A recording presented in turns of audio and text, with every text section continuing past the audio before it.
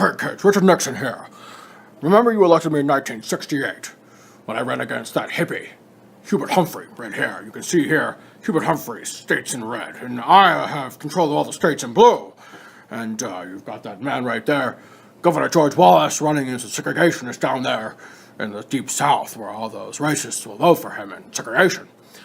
Now, when I was running for presidential office in 1968, I said to Americans that what I need here more than anything else, I need to mobilize, get them to the polls, the middle Americans, part of the middle class, part of the upper class, who weren't protesting.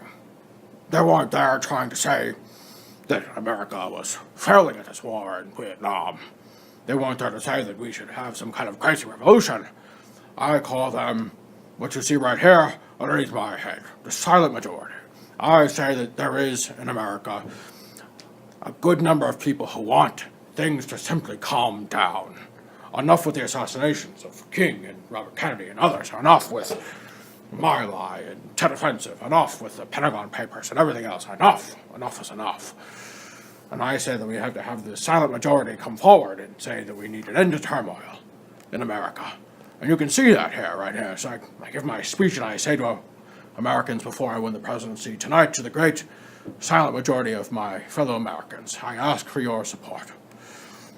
And this is important because the silent majority wants to think things return to the way they used to be, an America that is going to be, well, in this case, a more modern America, as you can see right here, a more middle-of-the-road approach, an America that is not going to be too conservative or too liberal, an America that's going to be right down the middle.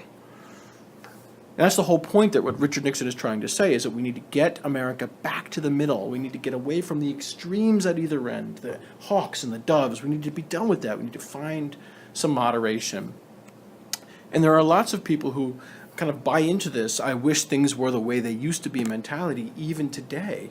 There's a reason why Donald Trump has stolen Nixon's tagline of silent majority and is using it, because the case Trump is trying to make is that there's a good number of Americans who want things to go back to the way they were before. I don't know what the before is and exactly which before Trump is talking about.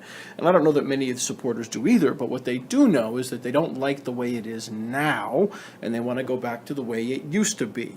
And that's the same concept here that Nixon plays with this silent majority, and he's going to win. This silent majority will help him get elected. This middle America